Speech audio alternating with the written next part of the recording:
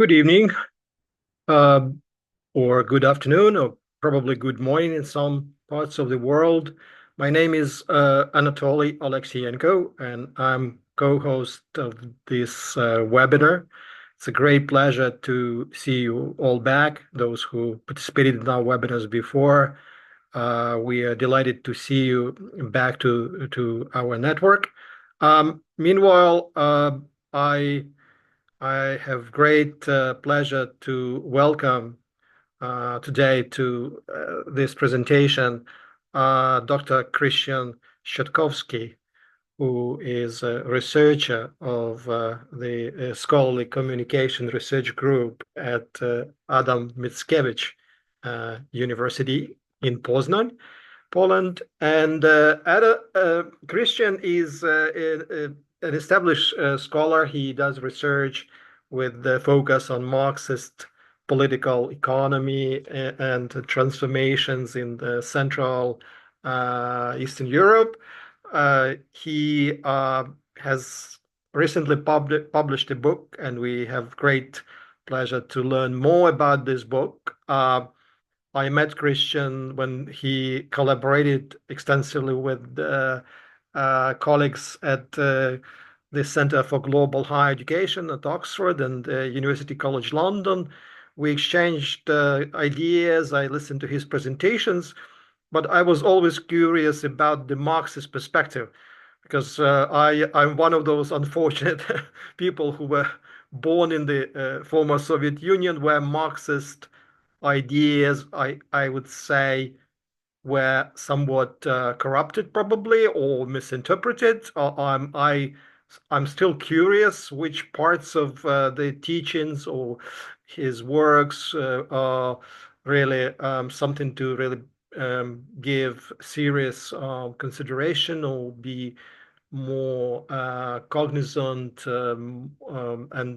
So Christian's presentation was timely, not only for me, but I suppose in this current discourse, which is change and with our growing criticism of higher education and global higher education, we look for new perspectives and probably new people, new ideas who can give us a better insight in terms of where we are, what we are doing. So without further ado, let me invite Christian to speak for 30, 40 minutes, and then he will engage us all in conversation.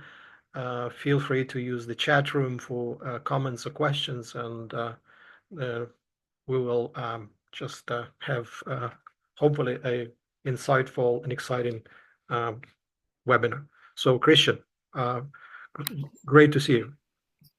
Thank you very much for this invitation, Anatoly. I'm really happy to be here in this particular webinar series, which I follow on a regular basis. I'm staying up to date with your activities, and for some time now, I would consider Hong Kong as a most dynamic place for doing higher education research. So I'm really happy to speak in one of the events of this growing and sustainable and developed higher education research community. So I come from Poznan. I will share my screen and start my presentation, not to simply lose some time because, as you already mentioned, using Marx's insights in higher education research is rather a mysterious activity, and I would like to give you some insights into really what can be saved, what can be useful, and what is challenging in the, Marx's general works and Marx's perspective for real higher education researchers, which I'm considered to be one by myself. And let's start. Do you see my screen? And I have to, wow, that's the one problem. Okay, yeah. Sorry. I'm using two screens. Everything is okay right now? Yes, yes. You see it? Okay. So The topic of my today's presentation is capital in higher education. As I said, I will try to give you some insights on the useful side of it. I will give you some insights on the useful side of Marxist theory in researching higher education. Myself, I'm on the one side, I have a very hybrid identity, I must admit. On the one side, I work at the Faculty of Philosophy and I consider myself a Marxist philosopher. On the other side, I'm a researcher engaged for more than a decade in researching higher education. So, from this particular hybrid identity comes my very particular interest in trying to put together and combine what I consider to be the best parts of the two worlds, like Marxism and higher education research. You will assess what kind of results it produce. So the aims of my today presentations are the following one. I can simply put them as three questions, like what are the actual relations between higher education and Marxism in theory-wise, I would say, at the level of theoretical matches or general interests, mutual interests.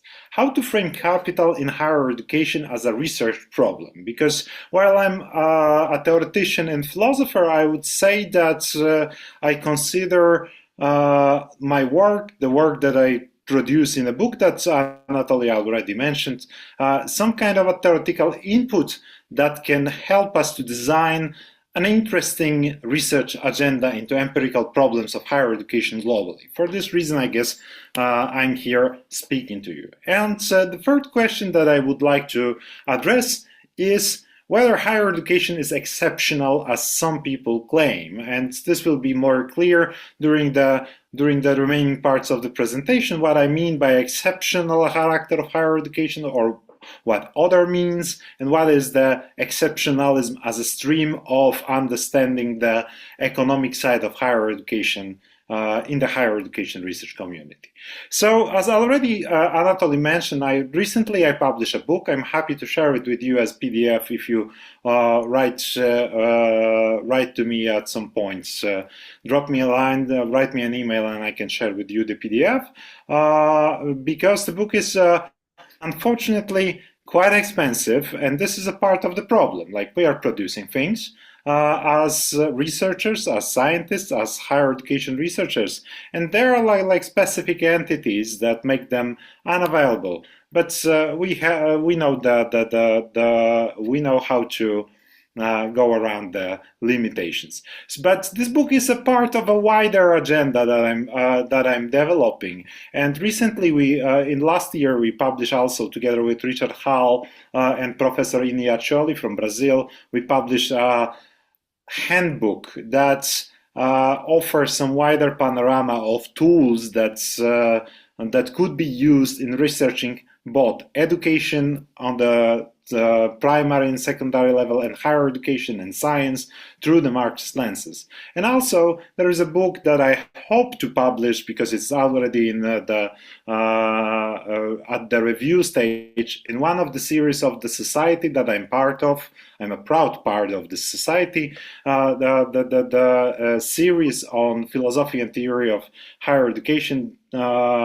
Run by Professor Ron Barnett and Professor Soren Bengtsen. So this is this will be a book written together with Jakub Krzewski, a book about the Marxist method of critique as a method for higher education research. So while this book that I will be speaking on today, The Capital in Higher Education, is an insight in the critique of political economy, the other book offers a methodological point of view of what Marxist critique is as a method. So let me turn into the intersections of higher education research and Marxism. So starting from the basics, higher education research is what I consider rather a conservative and under-theoretized field. It's multidisciplinary, it's practice-oriented, it has very undefined boundaries, It has very problematic genesis, because it's simply developed as a subfield in response to interest of the state into generating the knowledge about the growing process of massification of the sectors.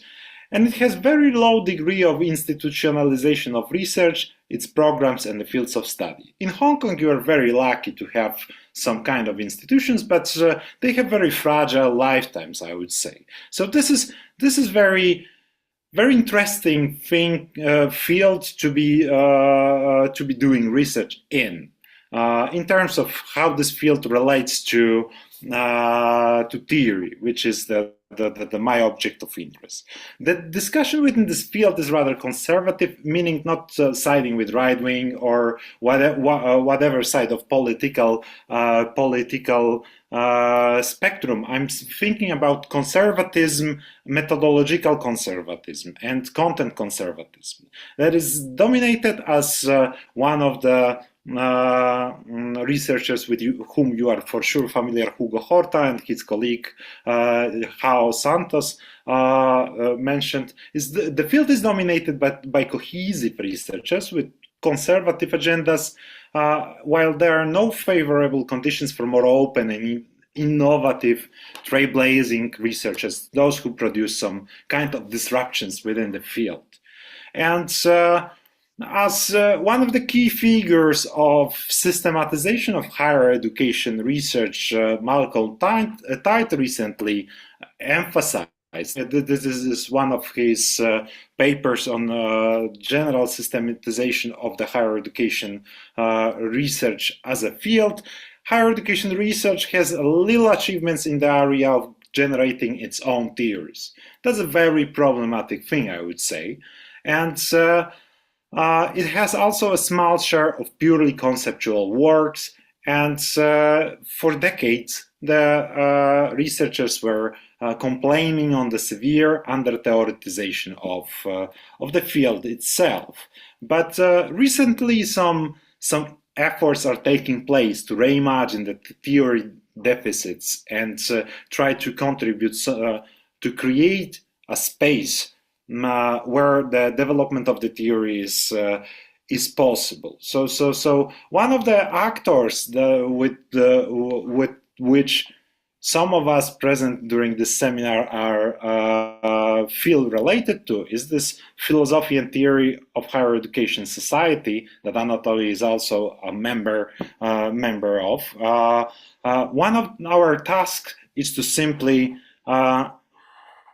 reinvigorate, give some life into the theory production and philosophical reflection within the higher education research. And my activities are, I would say, aimed at doing exactly this. So when we look into the higher education research as a field, we see, and I've done a little bibliometric exercise like some years ago, but while this is not nothing really groundbreaking, it's simply an insight into how rarely Marx is referred within the higher education research community. We simply, together with my colleague, we simply systematically searched the core journals of the higher education research fields, and we encountered nearly none references to Marx. We read the articles, and we can clearly say that within the core journals of the field, the reference to Marx are really exotic. But we've done also the second degree of some kind of investigation, looking for some secondary classical Marxist thinkers, and we also had found not really much. It simply confirms that, as such, in general, higher education research field is not really interested in theoretical discussion, and especially in the discussion with Marxism. I would say the most open journal for any kind of theoretization, I would say, for years, continues to be higher education. There are no substantial difference in that respect.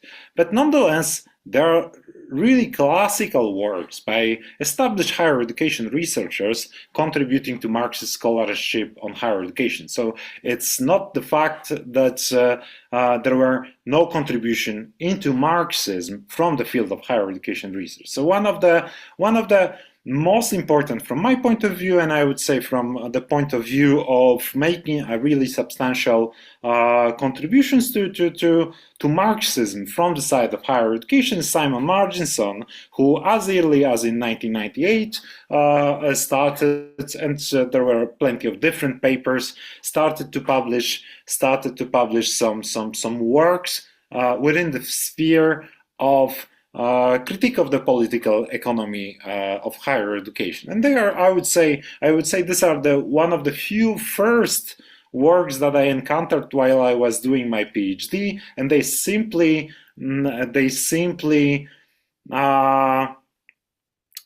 gave me some hope that there is a space for Marxism, within this realm. The hope was hopeless, I would say, because early on I encountered Simon and asked him, okay, why? This is an anecdote, I would say, but it's quite telling. So Simon's. I asked Simon, like, why have you stopped using Marx in your work? And he said, like, because Marxism cannot allow you to pay your bills, and there is no space for that in the field.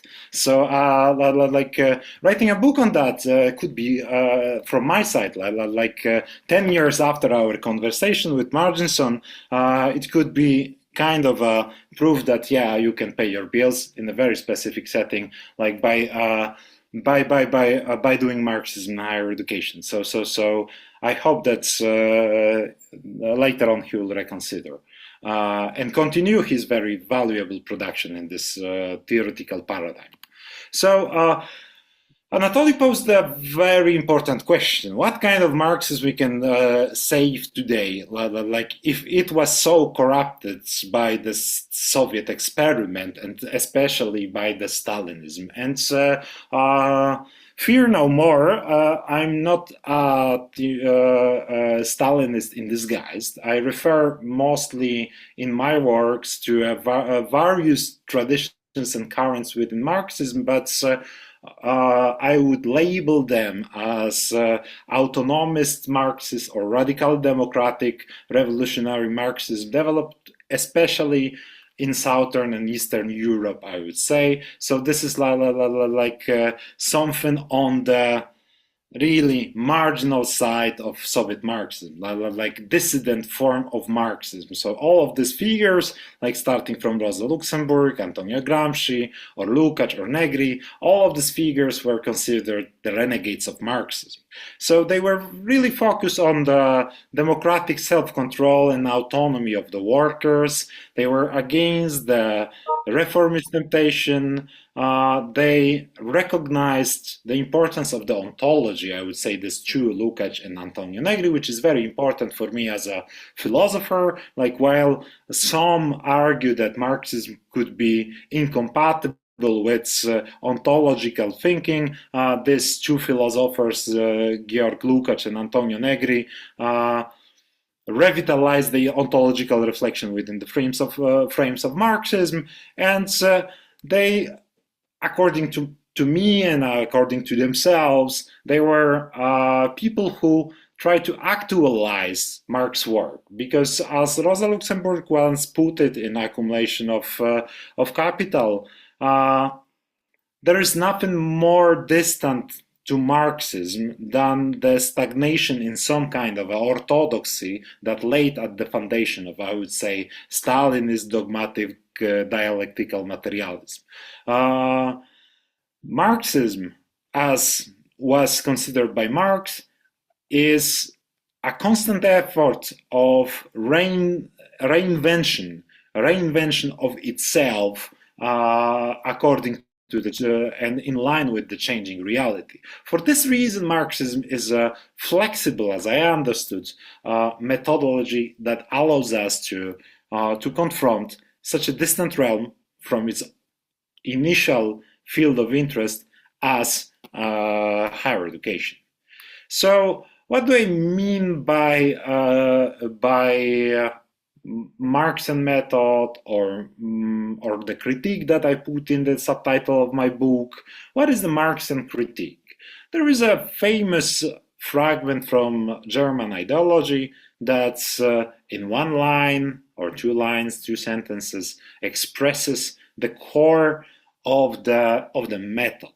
It may sound at the first glance, it sounds very vague, because Marx and Engels said the critique is the real movement which abolishes the present state of things, and the conditions of this movement result from the premises now in existence. So I would say, you can call me the Kabbalist interpreter of Marxian obscure writings, but I believe that in this fragment we can see some kind of a logic, which of course then have its echo in the other parts of Marxian over. And this logic here is that the critique, and the political ontology is one line that I will explain later on, the critique starts from the present state of things, and this analysis of the present state of things is a critique of political economy. The uncovering, like Marxism, is interested in understanding how the capitalist reality is structured. What are the laws of its movement? What are the laws governing its dynamics, the dynamics of capital? And this is the present state of things that the quote says, the conditions from which the movement starts. And another aspect of the Marxian method is the indication to follow the struggle, to follow the movements, to follow the movement which abolishes the present state of things, and account for that. And account for the antagonism, because what is contained in this fragment is this idea dear for general Marxist understanding of social reality, that social reality contains some sort of antagonistic tension. So following the struggle is part of the methodology. And this movement aims to abolish the present state of things, aims to move beyond. It means that contained in this critique is the reflection on the alternative to the present state of things. And this political ontology aspect, which sounds probably very weird, is something that accounts for the foundation of that. Ontology lays at the foundation of understanding what is the composition of this movement, what is the essence, or essence in becoming of this movement that abolishes this present state of things. And after this maybe a little obscure insights about the relationships between higher education and Marxism, let's move to the core problem. How capital in higher education can be posed as a research problem, and why posing this problem is itself a problem for higher education research. So you would say, let's say, one could easily reply, okay, Krystian, why all this fuss? We already have the theories that explain the capitalist reality of higher education. We even named this stream academic capitalism theory, and it's fine, we don't need you. It was wasted 20 minutes, stop continuing, we have academic capitalism. But academic capitalism focuses especially on the development of institutional and individual market-like activities. It has this very specific focus. It has a very individualized focus. It's somehow academic capitalist theories simply copy, while remaining critical of it, copy neoclassical economics in its thinking, because it focuses on the relations and for-profit orientation or quasi-profit orientation of individualized actors with their individualized rationalities. And also the moment of contradiction within this theory is that it cannot resolve the opposition, the general fundamental modern opposition between the public and the private. I mean, in academic capitalism, repeatedly we encountered the internal contradiction that something has happened to higher education institutions under this rule of this for-profit motive. They claim that some boundaries fundamental for our understanding of the sectors got blurred. The for-profit motive entered into the public higher education realm, and this is something that we have to some kind re-establish. We have to re-establish the boundaries between these two.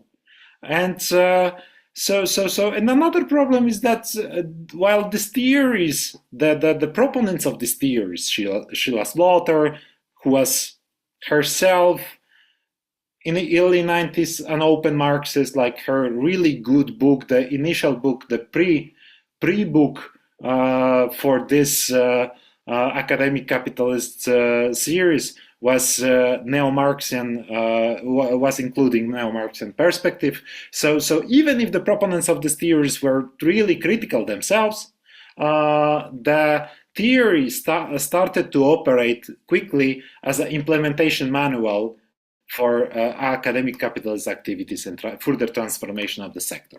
So there were others, and this is another series of different books. Like there was a signal. Somebody said something. No. Okay. So the other stream of reflection on the capitalist higher reality of higher education sector is what I called exceptionalism. I would say the biggest proponent of this position is Simon Marginson himself, who claimed in one of his books, the really good book, Higher Education and the Common Good, that higher education sector is not driven by a Marxian capital because there are like specific features that protects the political economy of higher education from domination of this form of logics. And therefore, the higher education cannot be reduced to mere economic activities, and there is this orientation toward the public and the common goods, and also fundamentally the most important fact for Simon is that higher education institutions are first and foremost prestige seekers. They are like oriented toward prestige maximization, not profit maximization. And furthermore, knowledge ontologically for Marginson resists any form of privatization. There is nothing like universities and researchers shies away from any form of privatization of knowledge. And finally, all this capitalist transformation would be an offense to the national state and its agenda for higher education. So the state is the protector of this capitalist transformation to occur. But I would say, and this is from where I depart, I think that the shift of perspective is needed. And in a very, very simple terms, the shift is from the focus on individuals and individual institutions towards the web of social relations. And if the simplified picture says something, it says that in order to understand how capital transforms the fabric of social relations, we first and foremost need to understand the social reality of higher education as inherently social and as being a web of specific specific form of social relations, not an accumulation and aggregation of individuals and institutions. And if we move in our perspective of looking at the economic aspects from the focus on individuals and individual institutions, whether they have a clear profit motive or not, and we will look on what is the dominant imperative structuring the social relations of higher education, then we can understand how capital operates in higher education. This is, I would say, the cornerstone allowing to understand whatever. And when we get back to Marx, we can ask ourselves a simple question. What is capital for Marx? Capital for Marx is first and foremost a totality that strives to enclose and subsume the whole social fabric. I would say capital is expanding totality, for Marx. Capital is not a thing, it's not a pile of money that we have in our pockets in the safes. Capital is commodity-mediated social relations. And last but not least, something that stems out of that, capital is in constant motion. It's value in motion. Capital simply moves on, and when it stops, it dies. And so capital assumes a different ontology that most of the mainstream and neoclassical economy can assume. And it doesn't mean that one is true and the other is not, but while we use them for social research into higher education, while we use these two different ontological optics, we see different things. And if my talk today has to have any kind of impact or a message, is that try this different perspective in order to see something else around you. And so this is the simplest message of this whole thing. And how,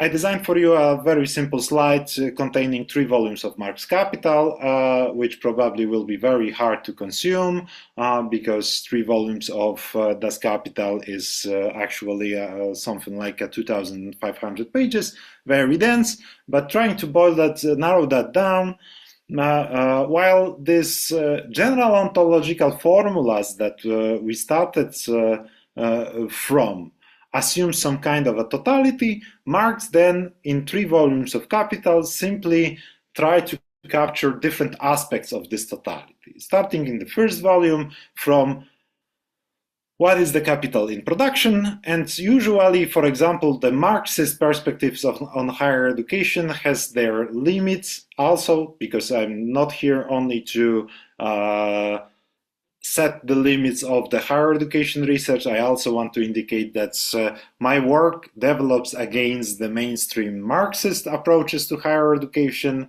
because they usually try to approach higher education institutions as if they were factories where capital is produced. That means that they resemble the private company that simply extracts profits from the labor employed, which is not true.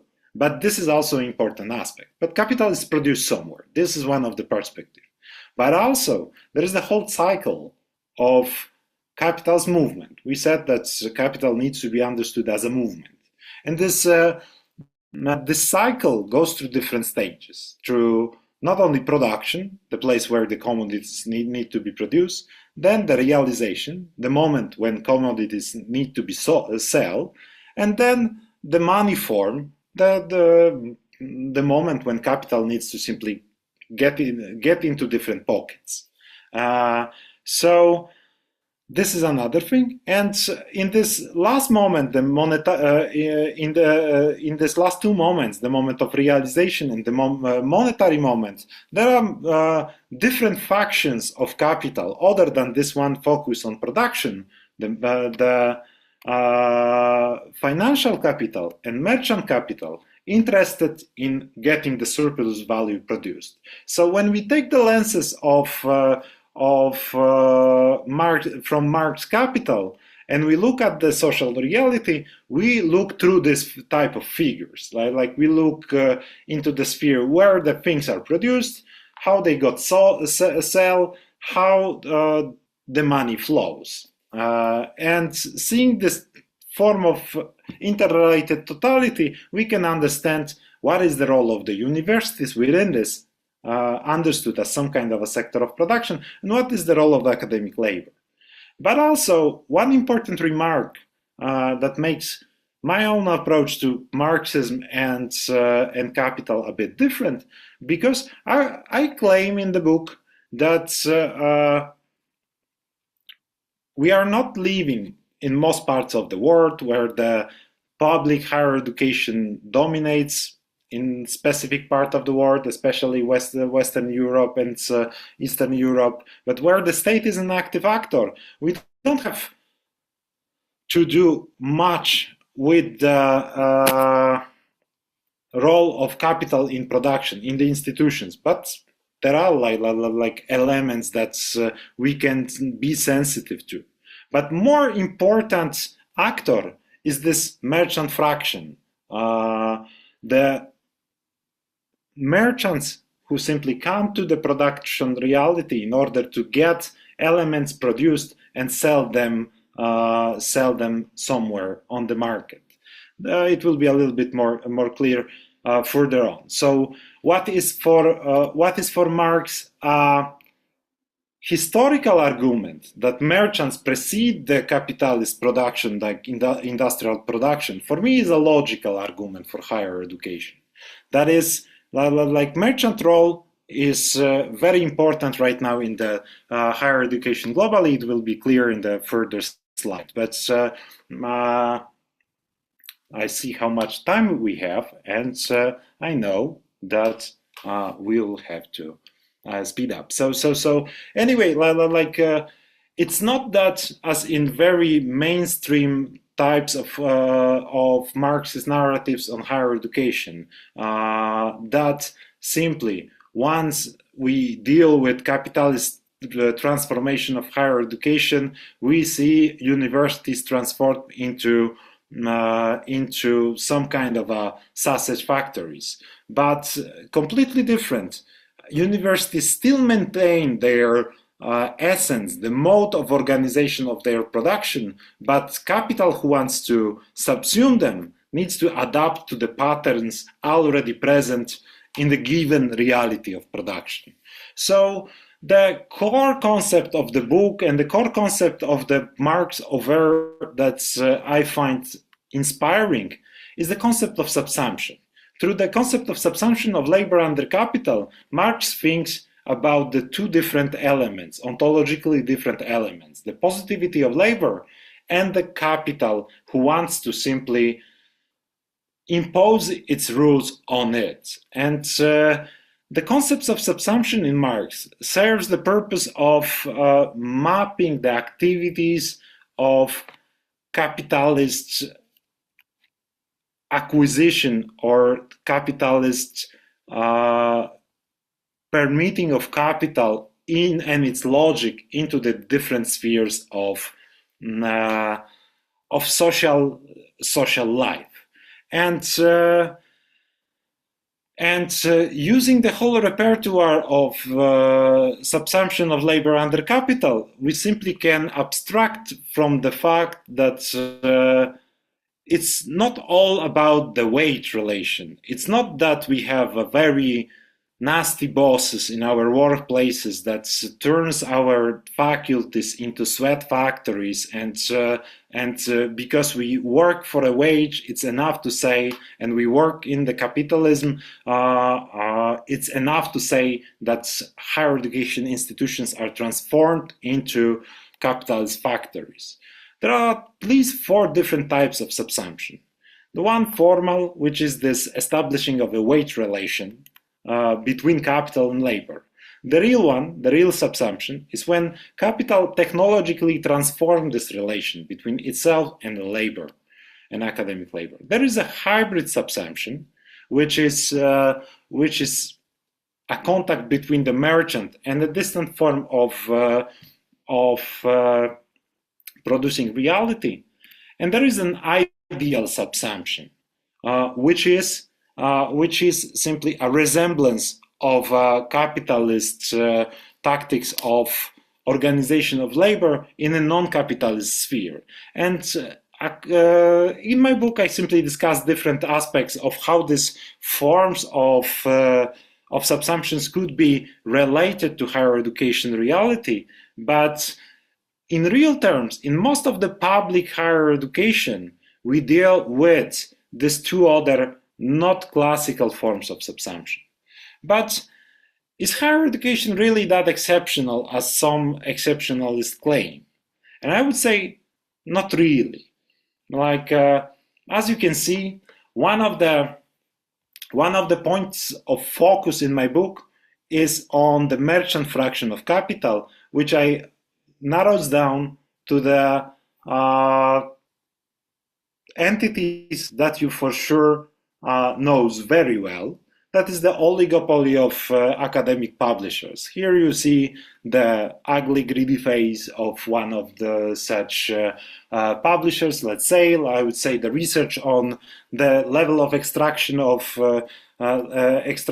profits by the publishing oligopoly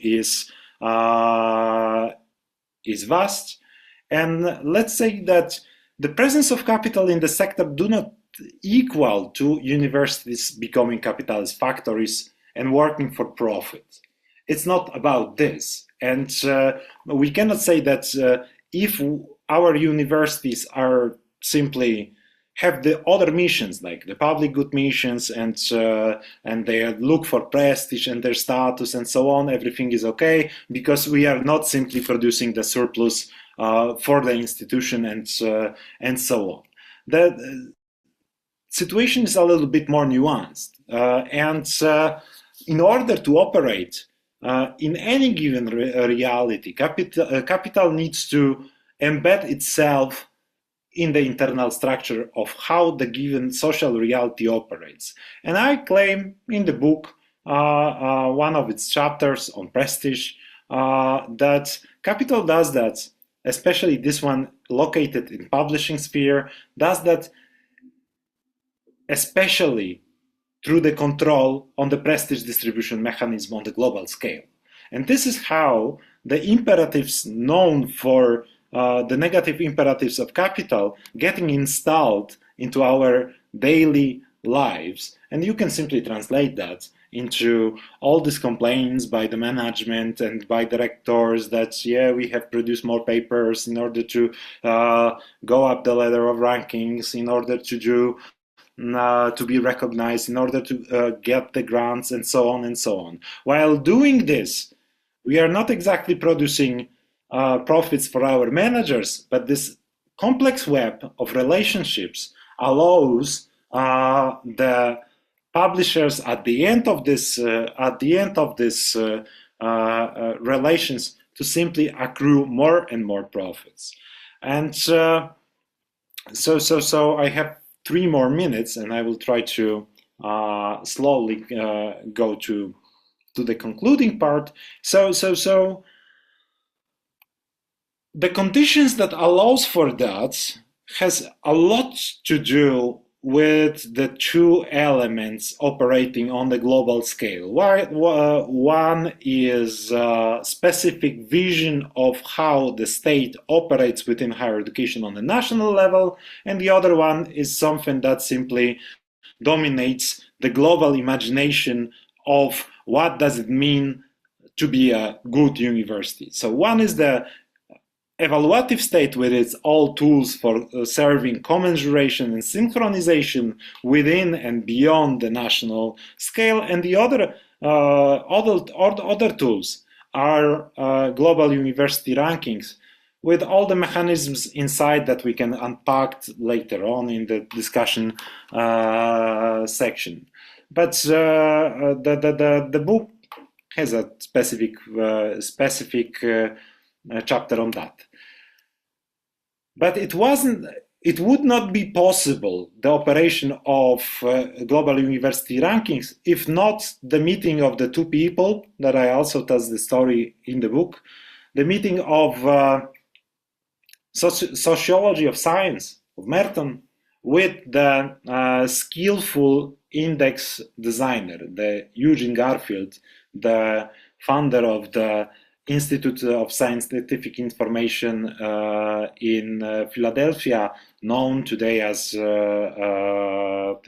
now bought, like after years, by Clarivate Analytics and so on. So the meeting of these two was a really important social occurrence for higher education in science. These two together needed each other. I would say Merton was exploring the dynamics of science and was translator of a specific quantifiable idea of prestige in science.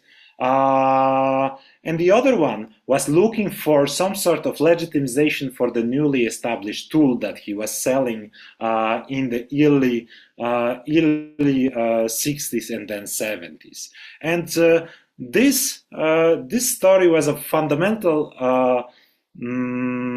significance for establishing the now dominant idea of quantifiable prestige in science. And this allows to escape another thing that exceptionalists claimed, that's the aspect of open knowledge. So we see nowadays all around ourselves that knowledge can be in an open form, but it also can contribute to the growing excessive profit of the publishers. So let's say that we'll go to the conclusion to finish on time.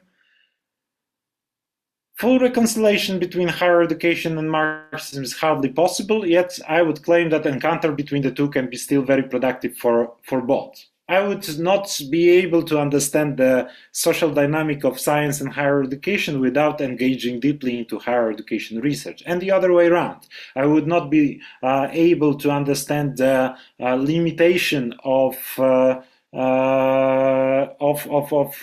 exceptionalist claim without engaging with Marxism.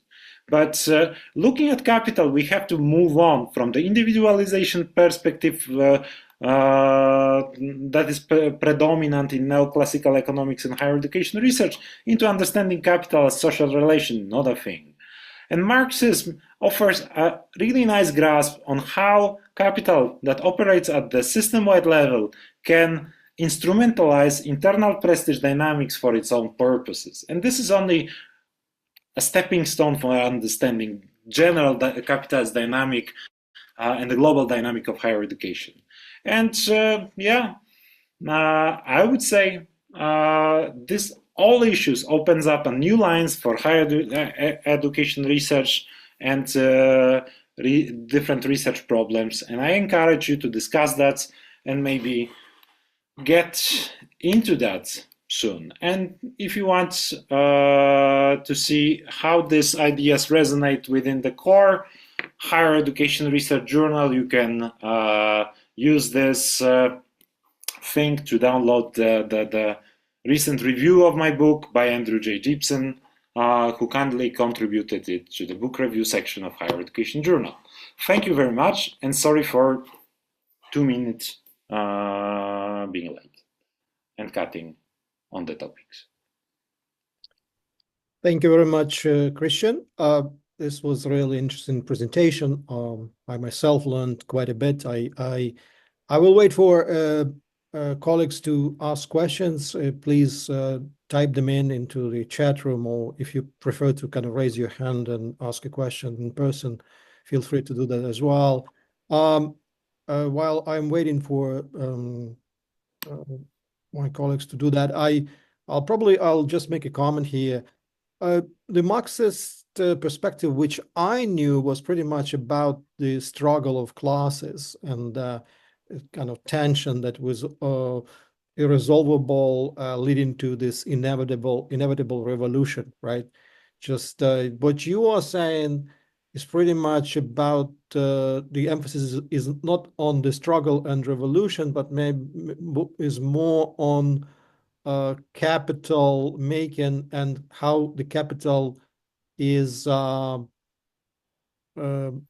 who owns the capital, how the capital is distributed, for which particular purposes. So you are pretty much telling, I suppose, more that capital is fine as long as it serves the right purposes. I'm not sure if I kind of take it into the right direction, or maybe. Okay, so maybe I can answer that to make it clear. Uh, Well, the Marxist territory is so vast that I simply take one element out of that for this seminar and for this book purpose and simply focus on that. I would say I'm really far from saying that it's okay. I would say from the point of view of autonomous science, not to refer right now to any form of, like great historical categories as, like communism, working class or whatever, but for understanding the higher education community of scholars, community of students in totality, as such, as a certain given autonomous community, I would say there is nothing more damaging than the rule of capital over this field.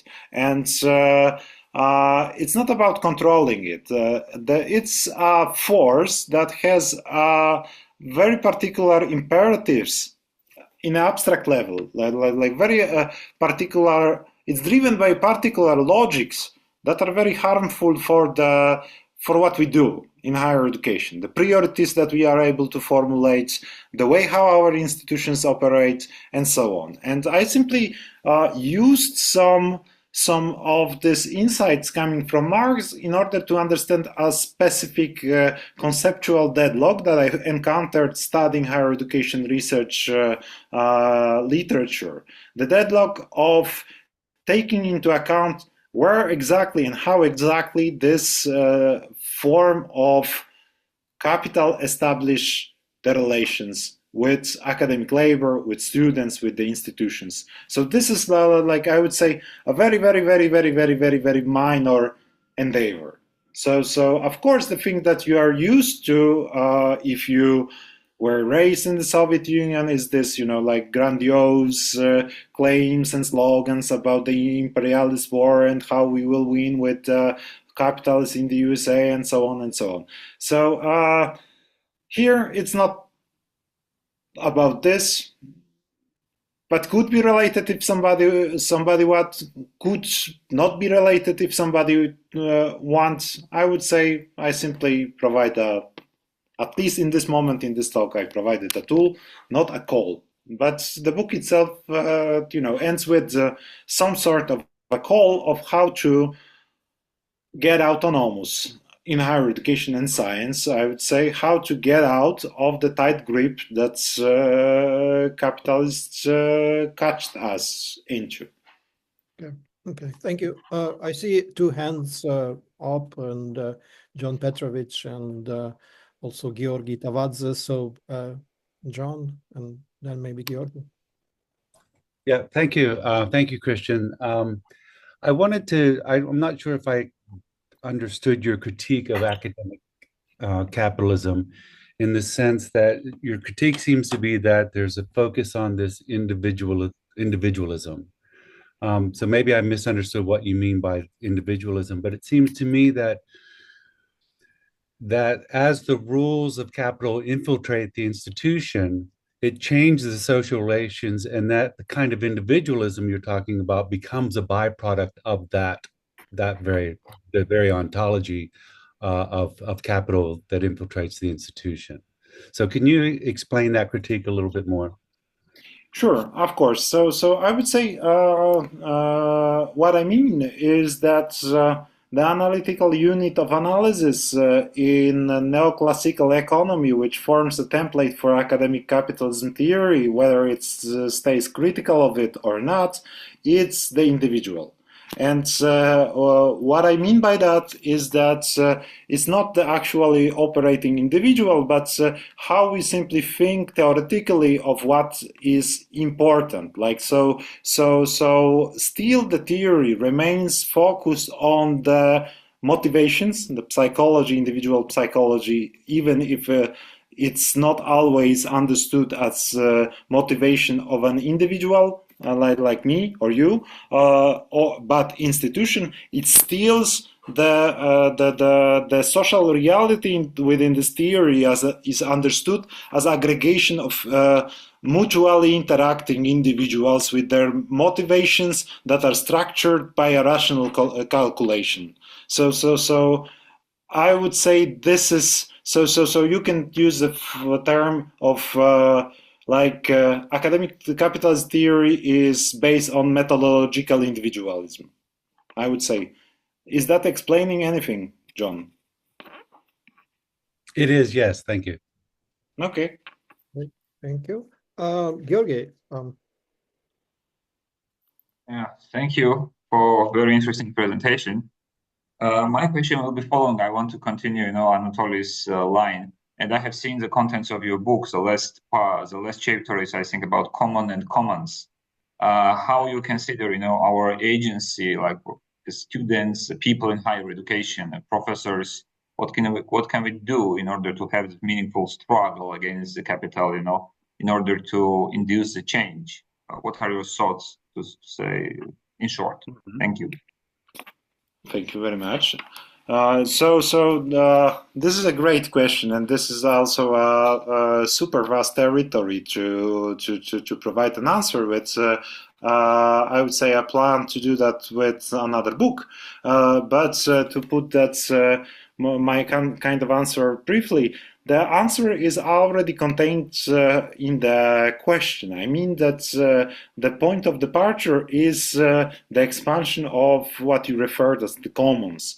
I mean the commons is the common, which is more close to what I usually use, is a concept that was coined in order to catch a different logic of organization of social relations, I would say. And we can think about the commons both conceptually and historically. While in English language, the commons is simply a name for a specific part of historically understood reality of self-management of specific lands and so on.